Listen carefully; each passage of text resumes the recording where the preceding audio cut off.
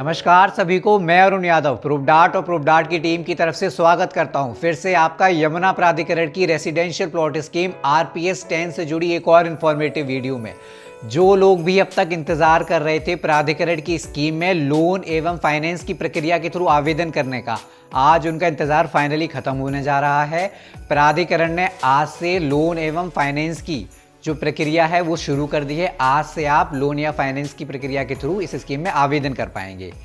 तो जो लोग भी इंतज़ार कर रहे थे, आज उनका इंतज़ार खत्म हो सा है। आज से आप जो भी भरना चाहते हैं फाइनेंस के थ्रू या लोन के थ्रू, वो आज से इस स्कीम में फॉर्म भर सकते हैं। प्राधिकरण ने जो भी बैंक्स टाइप करे हैं, जैसे कि बैंक ऑफ बड़ौदा हो गया, आईसीआईसी बैंक हो गया, कैनरा बैंक हो गया, एक्सिस बैंक हो गया, एचडीएफसी बैंक हो गया, ये कुछ बैंक हैं जिनके साथ इन्होंने टाइप कर रखा है। इनकी ब्रांचेस में जाके आज से आप फाइनेंस करा पाएंगे। हमारे पास आ चुका है आईसीआईसी बैंक का ब्राउज़र, जिसके थ्रू हम समझने की कोशिश करेंगे कि पूरी लोन और फाइनेंसिंग की क्या प्रोसेस रहने वाली है, किन किन चीज़ों का हमें ध्यान रखने की ज़रूरत है, क्या डॉक्यूमेंट्स नीडेड होंगे, क्या इंटरेस्ट रेट रहने वाला है। एक बार फाइनेंस की प्रोसेस समझने से पहले ये समझ लेते हैं, जब हम बैंक के पास जाएंगे फाइनेंस कराने, उससे पहले हमारे पास क्या क्या डॉक्यूमेंट्स होने चाहिए। तो देखिए, जब आप स्कीम में अप्लाई करेंगे, जब फॉर्म में आप अप्लाई करेंगे, तो जो आपके पास एक्टिवेशन फॉर्म की जो आप चार्जेस पे करते हैं 600 रुपीज़, उसकी रिसिप्ट आपके पास होनी चाहिए। जो आपने फॉर्म भरा है उसकी व्यू कॉपी 3 पेजेस की होती है, वो आपके पास होनी चाहिए। जो आपने चालान जनरेट किया है उसकी कॉपी आपके पास होनी चाहिए। इसके बाद ही आप बैंक में जाएंगे फाइनल प्रोसेस के लिए फाइनेंसिंग की, जिसमें आप इन डॉक्यूमेंट्स के साथ वहाँ पे अप्लाई कर पाएंगे। अब समझते हैं आईसीआईसी बैंक के ब्राउज़र के थ्रू क्या क्या चीज़ें इसमें रहने वाली हैं, क्या क्या पूरा प्रोसेस रहने वाला है। ये कुछ फाइनल पेज रहने वाला है आईसीआईसी बैंक का, जिसमें ये बोल रहे हैं get 90% EMD finance for YEIDA residential plot scheme 2026। ICIC bank YEIDA scheme April 2026 RPS 10/2026। पहले समझ लेते हैं जनरल कैटेगरी का क्या क्राइटेरिया रहने वाला है।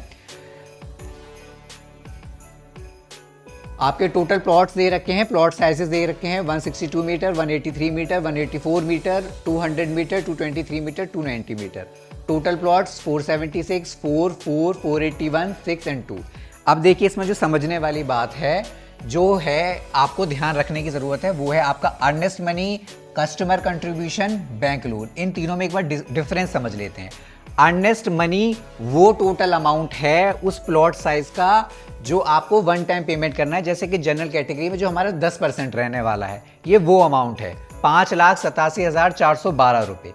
अब इसमें क्या रहेगा, आपका 1% आपको पे करना है, बाकी का जो 9% रहने वाला है बैंक उस पे फाइनेंस करेगा। इसको आप ऐसे समझ सकते हैं, 10% का टोटल 90% बैंक पे करेगी, 10% आपको पे करना है। तो जो 162 मीटर का जो टोटल प्लॉट नंबर्स हैं 476, उसका जो अर्नेस्ट मनी है, यानी कि जो 10% अमाउंट है, वो रहने वाला है आपका 5,87,412 रुपये, जिसका आपको 10% पे करना है, जो कि रहने वाला है 58,741 रुपये।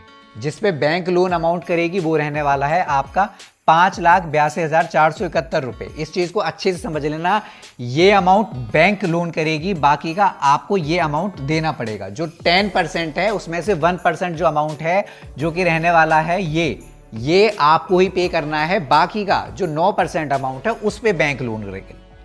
अब इसमें प्रोसेसिंग फीस बैंक जो चार्ज कर रही है वो है आपका ये 5,900 रुपीज़ प्रोसेसिंग फीस रहने वाली है। इस पे इंटरेस्ट फॉर 3 मंथ्स जो रहेगा 14,538 रुपये रहने वाला है। जो टोटल वैल्यू बैठ रही है आपकी 20,438 रुपये रहेगी। ठीक है, एक और साइज में से समझ लेते हैं, 200 मीटर के साइज में से समझते हैं, जो कि टोटल प्लॉट्स 481 प्लॉट्स हैं। इसका जो अंडस्ट अमाउंट है, यानी कि जो 10% अमाउंट है जो आप वन टाइम पेमेंट करेंगे अर्ली में, जो कि रहने वाला है 7,25,200 रुपये। ये आपका 10% अमाउंट है।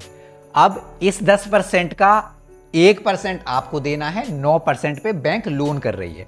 तो जो 1% है वो रहेगा आपका 72,520 रुपये, और जो 9% है 6,92,680 रुपये, ये बैंक लोन करेगी। अब इसका प्रोसेसिंग फीस भी सेम रहने वाला है 5,900 रुपये। इसका जो 3 मंथ का इंटरेस्ट रहने वाला है 11% के हिसाब से, वो रहने वाला है 17,949 रुपीज़। तो टोटल अमाउंट आपका बैठता है 23,849 रुपीज़।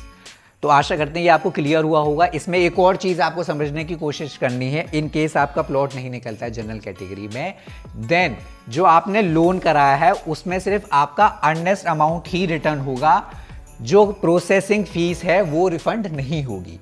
ठीक है, तो जो आपका अर्नेस्ट अमाउंट जो आप 1% पे कर रहे हैं वो आपको रिफंड हो जाएगा।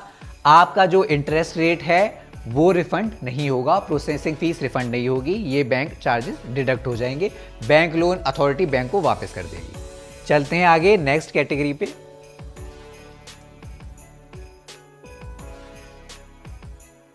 जो नेक्स्ट कैटेगरी है SC/ST का भी एक बार समझ लेते हैं। SC/ST के में कैटेगरी में ये रहेगा कि आपको 10 नहीं 5% देना होगा। एक बार 5% पे भी अच्छे से समझ लेते हैं। सेम 162 मीटर 476 प्लॉट है, इसमें आपको 5% अमाउंट देना है, तो आपका अमाउंट रहेगा 2,93,706 रुपीज़। अब इस 5% का सेम 1% आपको देना पड़ेगा, 9% बैंक देगी। आप यहाँ पर इसे ऐसे भी समझ सकते हैं 10% आपको देना होगा, 90% पे बैंक लोन करेगी। यानी कि जो 10% या 1% वो रहने वाला है आपका 29,371 रुपीज़। लोन जो बैंक करेगी वो रहेगा आपका 2,64,335 रुपीज़, ये बैंक लोन कर देगी। प्रोसेसिंग फीस सेम रहने वाली है 5,900 रुपीज़। इंटरेस्ट अमाउंट रहेगा 7,269 रुपीज़ आपका 3 मंथ्स के लिए। तो टोटल जो वैल्यू बैठती है वो रहती है आपकी 13,169 रुपीज़। ठीक है, एक और समझ लेते हैं एग्जांपल इसका। 200 मीटर्स का 481 प्लॉट्स हैं, इसमें जो अर्नेस्ट अमाउंट है यानी कि जो 5% का जो अमाउंट है वो है 3,62,600 रुपीज़, जिसमें से आपको जो पे करना है 1% और 10% दैट इज 36,260 रुपीज़, और जिस पे बैंक लोन करेगा वो रहेगा 3,26,340 rupees. Processing fees same 5,900 rupees. Interest जो रहेगा इसमें आपका 8,974 रुपीज़। टोटल अमाउंट जो रहने वाला है 14,874 रुपीज़। ठीक है, तो एक बार एक और पॉइंट फिर से क्लियर कर देता हूं। इसमें ये जो अर्नेस्ट मनी है ये आपका 5% है SC/ST में, जिसमें आपको सिर्फ 10% पेमेंट करना है, बाकी का 90% पर बैंक लोन करेगा। अब इसमें भी सेम रहेगा, जो रिफंड आ जाएगा वो आपका सिर्फ जो अर्नेस्ट अमाउंट का जो आप 1% यानी कि जो 10% अमाउंट पेमेंट कर रहे हैं आप खुद से, वो आपको रिफंड आएगा। प्रोसेसिंग फीस और इंटरेस्ट रेट रिफंड नहीं होता है, ये चार्जेस डिडक्ट हो जाएंगे। ठीक है, इन केस आपका प्लॉट नहीं निकलता है, सिर्फ आपको जो अर्नेस्ट मनी का 1% आप पे कर रहे हैं वो ही रिफंड होगा। चलते हैं आगे। आगे लिखा हुआ है इंटरेस्ट रेट 11% रहने वाला है, प्रोसेसिंग फीस 1% प्लस GST, जो कि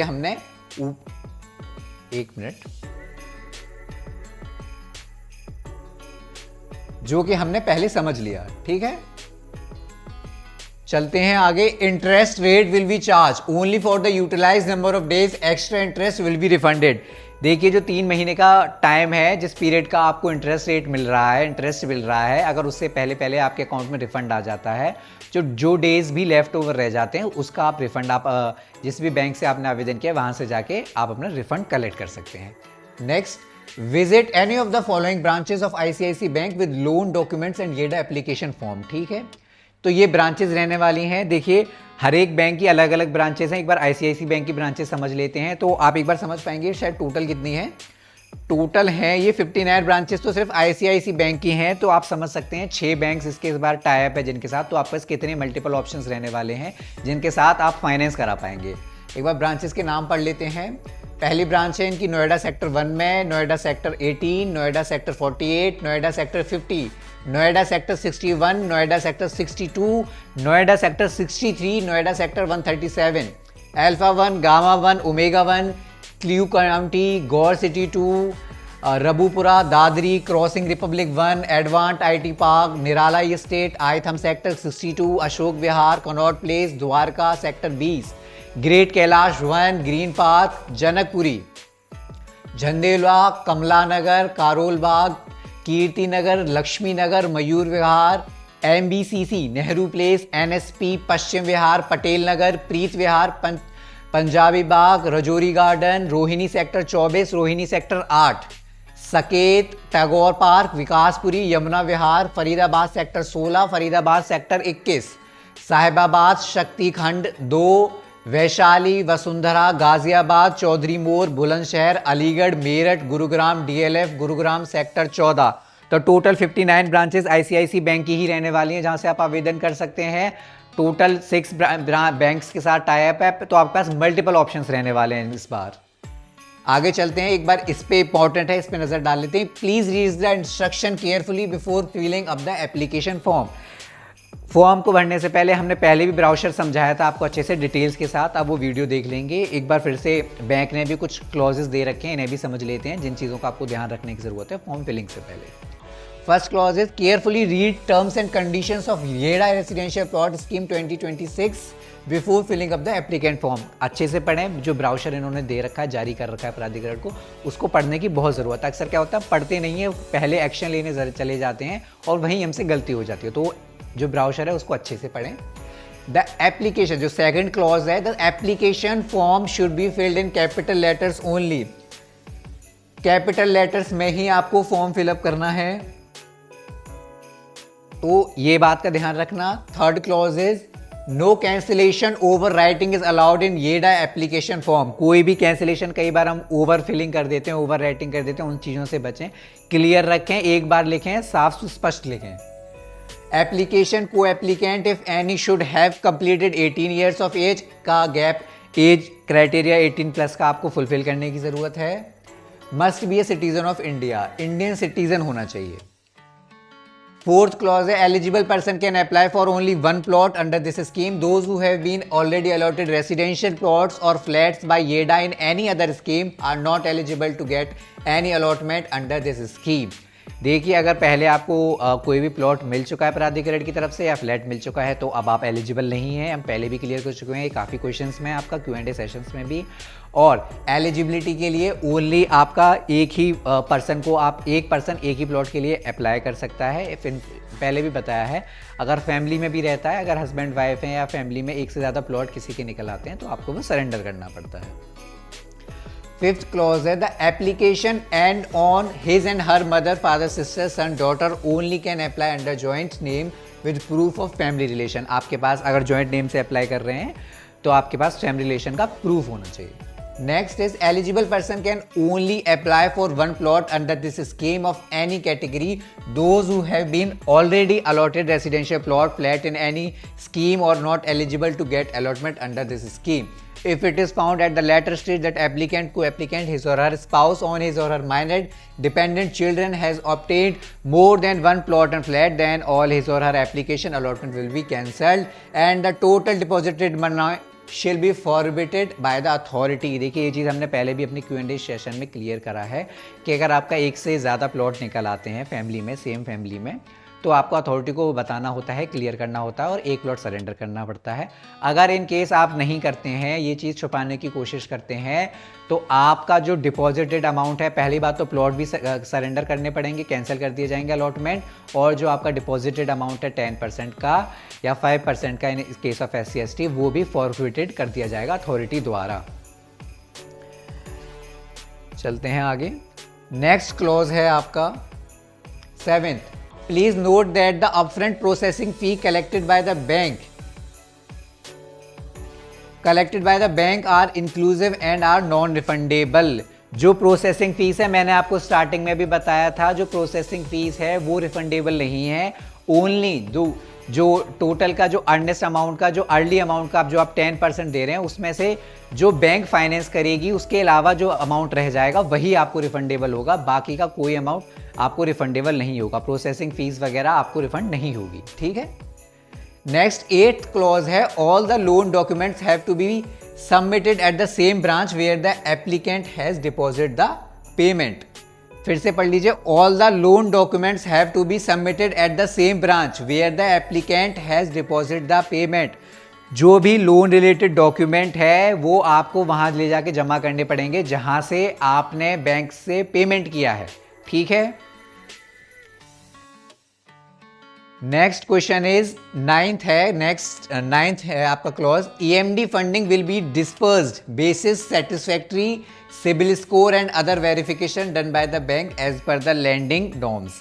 बैंक के कुछ नॉर्म्स होते हैं, सिविल स्कोर वगैरह हर चीज़ वो नॉर्म्स वगैरह क्लैरिफाई करेंगे, क्लियर करेंगे, उसके बाद ही जो लैंडिंग प्रोसेस होगी लोन का वो होता है।